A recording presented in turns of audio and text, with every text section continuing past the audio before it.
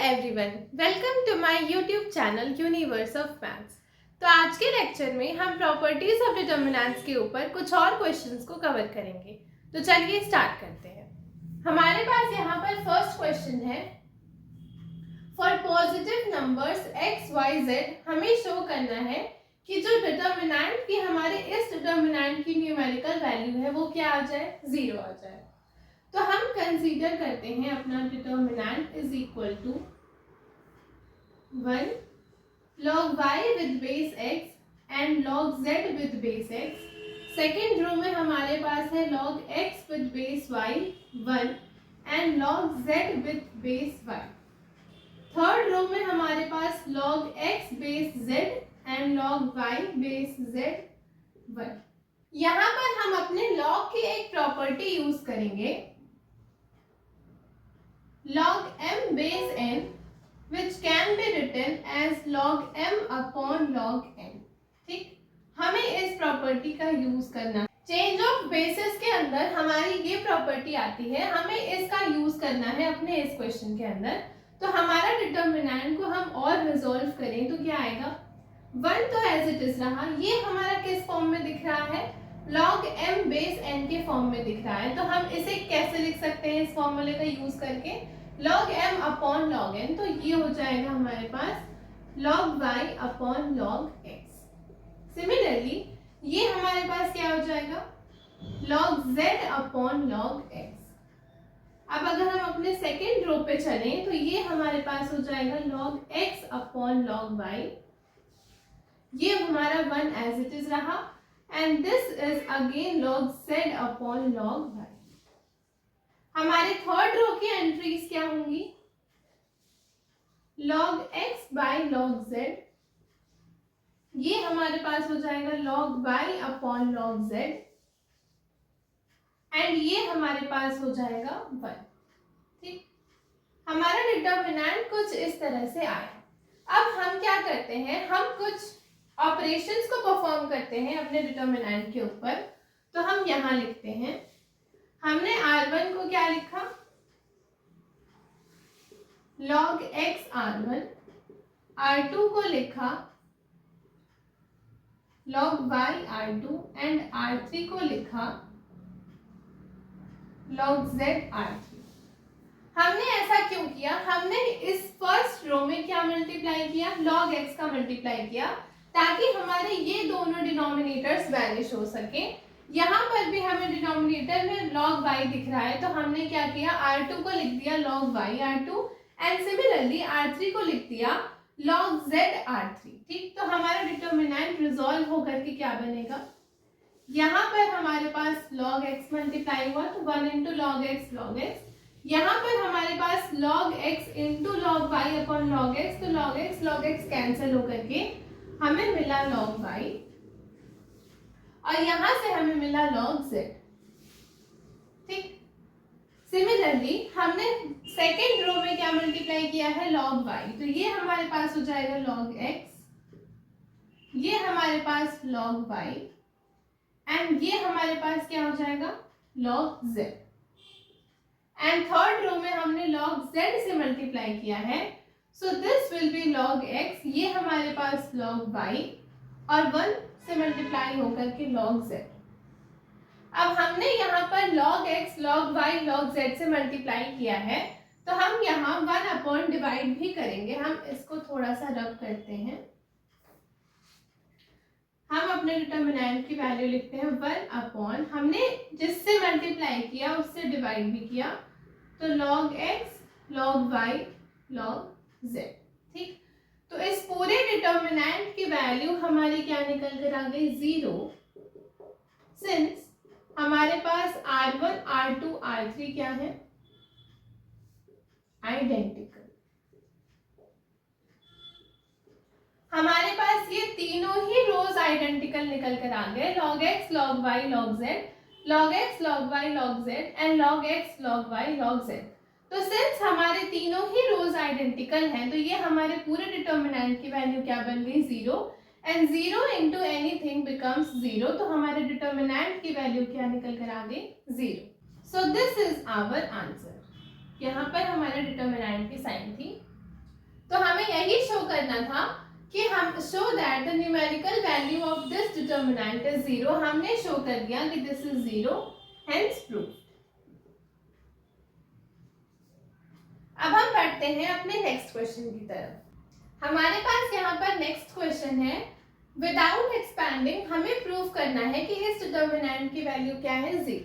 तो सबसे पहला काम हम कंसीडर करते हैं अपना determinant, which is given by x plus y z1, y plus z x1, x plus z y1।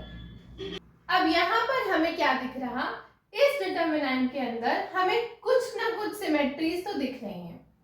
यहाँ पर हमें क्या दिखा, यहाँ पर x प्लस वाई है, यहाँ z है, यहाँ y प्लस z है, यहाँ x है, एंड x प्लस z है, यहाँ y है। मतलब x प्लस, अगर हम अपना ऑपरेशंस को परफॉर्म करें इस डिटर्मिनेंट के ऊपर, तो हम अगर r1 को लिखें r1 प्लस r2, तो हमारे पास क्या निकल करके आएगा, हमने फर्स्ट रो को क्या लिख दिया, first row plus second row. तो हमारा डिटर्मिनेंट क्या बना, हमने r1 प्लस r2 किया, तो यहाँ हो गया x plus y plus z। तो हमारा फर्स्ट एंट्री ये बन गया। सिमिलरली ये वाला हमारे पास क्या बनेगा, y plus z plus x, and this will be again x plus z plus y, और ये हमारे पास z x y और 1 1 1 एज इट इज। जब कभी भी आपको डिटर्मिनेंट्स के अंदर कुछ सिमेट्रीज दिखें, आप उन्हें ऐड करने की कोशिश किया करो कुछ इस तरह से, ताकि हमारे पास रो में सेम एलिमेंट्स आ जाए, तो हम उसमें से कुछ ना कुछ कॉमन ले सकें। अब जैसे हमने इस वाले डिटर्मिनेंट में हमें दिखा कि यहाँ पर हमारे पास z मिसिंग था, लेकिन यहाँ z गिवन है, यहाँ x मिसिंग था, यहाँ x गिवन है, एंड यहाँ y मिसिंग था, तो y गिवन है। अगर हम इन दोनों को आपस में फर्स्ट रो को हम लिखते हैं r1 प्लस r2, तो हमारे पास तीनों एंट्रीज क्या हो जाएंगी, सेम हो जाएंगी। तो हम यहाँ से अपने x plus y plus z को क्या कर सकते हैं, कॉमन कर सकते हैं। तो हमारा नेक्स्ट स्टेप क्या होगा, taking out x plus y plus z common from r1। हमने अपने फर्स्ट रो में से इसको कॉमन किया, तो हमारा डिटर्मिनेंट क्या बना, x plus y plus z common हो गया, इनटू यहाँ पर हमारे पास बचा 1 1 1, ये हमारे पास z x y as it is रहा, एंड दिस इज अगेन 1 1 1। अब हमें क्या दिखा कि हमारा जो दो रो है वो आपस में आइडेंटिकल है। सो हमारे इस पूरे डिटर्मिनेंट की वैल्यू क्या निकल कर आ गई, 0। हम साइड में रीजन लिखते हैं, सिंस हमारा r1 और r3 क्या है, identical, r1 and r3 are identical. तो हमें यही शो करना था कि हमारे इस डिटर्मिनेंट की वैल्यू क्या निकल कर आ जाए, 0 निकल कर आ जाए, एंड विदाउट एक्सपैंडिंग हमें शो करना था। हमने अपने डिटर्मिनेंट के अंदर सिमेट्री को देखा, तो हमने ये स्टेप को परफॉर्म किया, एंड फिर इसे सॉल्व करते करते हम अपने रिजल्ट पर पहुंच गए, विच इज 0। अब हम पढ़ते हैं अपने नेक्स्ट क्वेश्चन की तरफ। अब यहाँ पर हमारे पास एक नेक्स्ट क्वेश्चन है, विदाउट एक्सपैंडिंग हमें प्रूव करना है कि इस डिटर्मिनेंट की वैल्यू किसके इक्वल है, x क्यूब के इक्वल है। प्रॉपर्टीज ऑफ डिटर्मिनेंट के अंदर पढ़ा था कि अगर किसी भी रो या कॉलम की हर एंट्री को कैसे एक्सप्रेस किया जाता है, एज द सम ऑफ 2 और मोर टर्म्स, तो हम इसको कैसे लिख सकते हैं, एज द सम ऑफ 2 और मोर डिटर्मिनेंट्स के फॉर्म में लिख सकते हैं। ठीक, तो हमारा डिटर्मिनेंट को अगर हम वैसे ही एक्सप्रेस करें, तो हम कैसे लिख सकते हैं, 3x 2x x 4x 3x and 3x, and this will be 5x 4x plus 6x plus determinant of y 3y 6y 2x 3x 4x and x 3x 6x। हमारे पास इस डिटर्मिनेंट की फर्स्ट कॉलम की हर entry कैसे expressed है, as a sum of 2 terms. ठीक, हमारे पास 2 terms का सम है, तो हम इसे कैसे लिख सकते हैं, as the sum of 2 determinants. तो हमने स्प्लिट कर लिया, तो हमारे पास एक डिटर्मिनेंट बन गया 3x 4x 5x, 2x 3x 4x x 3x and 6x। और सेकेंड डिटर्मिनेंट हमारे पास बन गया इसकी values which is y 3y 6y and so on. ठीक, तो हमारे पास ये दो डिटर्मिनेंट्स निकल करके आ गए। अब अगर हम इस वाले पार्ट में से हमें यहाँ पर भी x दिख रहा है, यहाँ भी x दिख रहा है, यहाँ भी x दिख रहा है, तो अगर हम R1 R2 R3 में से अपने x को कॉमन कर लें तो हमारे पास क्या मिलेगा। हम यहाँ लिखते हैं taking out x common from R1 R2 R3। ठीक, ये हमारे पास इसके लिए है। हमने क्या किया, हमने x को कॉमन निकालना है R1 R2 R3 से, कॉमन लगा देते हैं हम। तो हमारे पास डिटर्मिनेंट क्या बनेगा, हमने यहाँ से x को कॉमन निकाला, फिर हमने सेकेंड रो से x को कॉमन निकाला एंड थर्ड रो से x को कॉमन निकाला, तो हमारा डिटर्मिनेंट क्या बन गया 3 2 1 4 3 3 एंड 5 4 6। ठीक, प्लस अब यहाँ पर हमें क्या दिख रहा है, यहाँ पर भी हमें x एंड y कुछ कहीं ना कहीं कॉमन दिख रहे हैं, यहाँ पर भी हमें क्या दिख रहा है x एंड y कॉमन दिख रहे हैं। तो हम इसमें से भी क्या करते हैं, हम लिखते हैं taking out y common from C1। C1 में हमें y दिख रहा है जो कि कॉमन है, तो हमने क्या किया y को कॉमन निकाला C1 से, कॉमा हमने क्या किया x को कॉमन निकाला एंड x कॉमन फ्रॉम, हमारे पास x C2 एंड C3 दोनों में कॉमन है, तो हमने C2 में से भी x को निकाला एंड C3 में से भी x को निकाला। तो सबसे पहले हमने क्या निकाला y अपने फर्स्ट कॉलम में से, second column and third column में से हमने x को निकाला, तो हमारा डिटर्मिनेंट क्या बन गया 1 3 6 2 3 4 एंड 1 3 6। ठीक, तो ये हो गया हमारे पास x cube into determinant 3 2 1 4 3 3 and 5 4 6 plus x square y into determinant 1 3 6 2 3 4 and 1 3 6। अब यहाँ हमें क्या दिख रहा है, इस पूरे की वैल्यू हमारे पास क्या हो जाएगी 0 टर्न आउट हो जाएगी, क्योंकि यहाँ पर हमारे पास C1 एंड C3 क्या है, दोनों कॉलम्स आपस में आइडेंटिकल हो गए, तो इसकी वैल्यू हो जाएगी 0। सो दिस इम्प्लाइज हमारे पास क्या बचा डिटर्मिनेंट x क्यूब इंटू हमारा determinant which is 3 2 1 4 3 3 and 5 4 6 plus हमारे पास बचा x square y into 0, since हमारे पास column 1 and 3 C1 C3 are identical. ठीक, अब हमारे पास ये टर्म बच गई, अब हम इसको सॉल्व करते हैं, इस वाले पार्ट को रख करते हैं। हमारे पास क्या बचा, determinant is equal to x cube into 3 2 1 4 3 3 and 5 4 6। अगर हम अब इसे एक्सपैंड कर दें तो हमारे पास क्या आएगा 3 इंटू 6 3 ज़ा 18 माइनस 4 3 ज़ा 12 माइनस 2 इंटू 6 4 ज़ा 24 माइनस 5 3 ज़ा 15 एंड प्लस 1 इंटू 4 4 ज़ा 16 माइनस 5 3 ज़ा 15। ठीक, इसको फर्दर अगर हम सॉल्व करें तो हमारे पास क्या आया, x cube as it is रहा, ये हमारे पास हो गया 6 माइनस 2 इंटू हमारे पास क्या हो गया 9 प्लस ये हमारे पास 16 माइनस 15 बन ही रहा।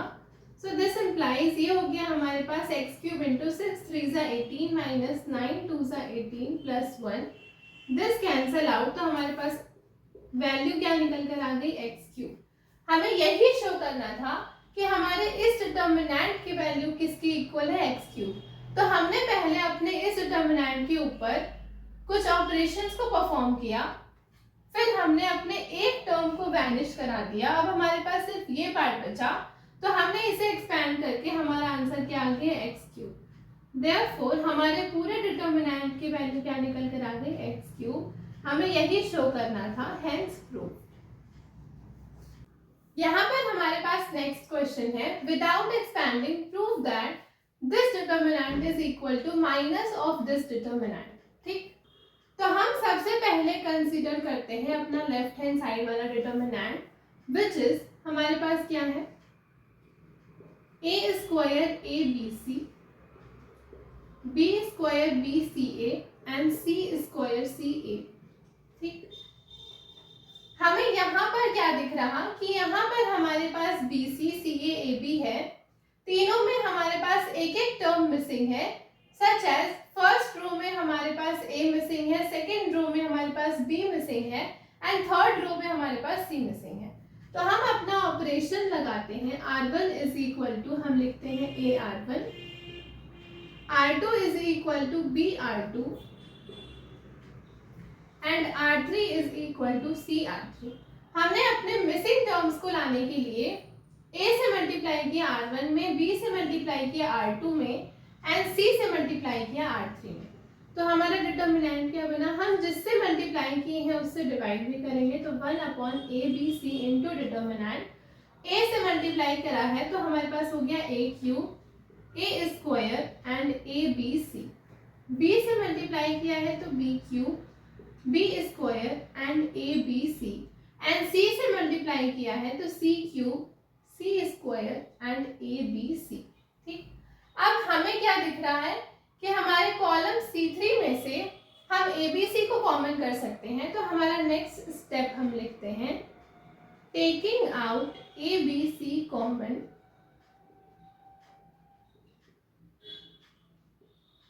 From C3। तो हमने C3 में से अपने ABC को कॉमन कर लिया, तो हमारा डिटर्मिनेंट क्या बन गया,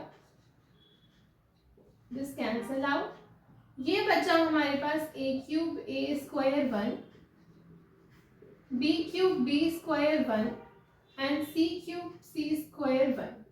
अब यहाँ से अगर हम एक अपनी प्रॉपर्टी का यूज करें चेंजिंग रोज इनटू कॉलम्स, तो हमारे पास क्या आ जाएगा डिटर्मिनेंट, हमने रोज को कॉलम्स बनाना है और कॉलम्स को rows, so this will be equal to A cube A square 1, B cube B square 1 and C cube C square 1। हम यहां लिख देते हैं by changing rows into columns. ठीक, हमारे पास ये निकल करके आ गया। अब हम अपने राइट हैंड साइड को देखते हैं जो हमें प्रूव करना है।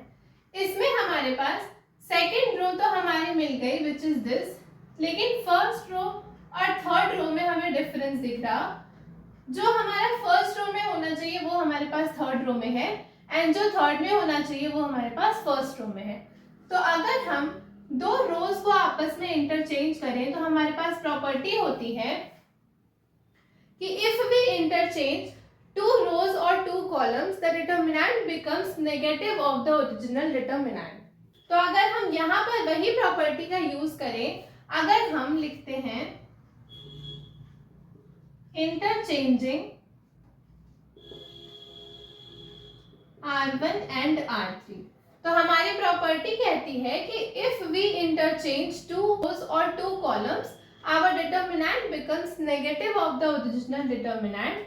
तो अगर हमने इसको चेंज किया so this will be negative of, हमारे पास R1 और R3 इंटरचेंज हो गए, तो यहाँ हमारे पास 1 1 1, ये second row as it is रही एंड हमारी थर्ड रो क्या बन गई a cube b cube c cube. ये हमारा टर्म सिमिलर है हमारे RHS के टर्म में, तो हम यहाँ लिखते हैं this is equal to RHS। तो हम अपने लेफ्ट हैंड साइड से स्टार्ट हुए, इसके इस डिटर्मिनेंट के ऊपर कुछ ऑपरेशंस को परफॉर्म करके हम अपने राइट हैंड साइड तक पहुंच गए। तो हमारे पास लेफ्ट हैंड साइड और राइट हैंड साइड क्या हो गई, इक्वल हो गई, हेंस प्रूफ। हमें यही शो करना था कि this determinant is equal to minus of this determinant, हमने ये चीज शो कर दी, हेंस हमारा आंसर निकल करके आ गया। तो ये थे हमारे कुछ क्वेश्चंस। कल की क्लास में हम कुछ और क्वेश्चंस को कवर करेंगे। आज की क्लास के लिए इतना ही। अगर आपको वीडियो पसंद आई हो तो please do like, share and subscribe.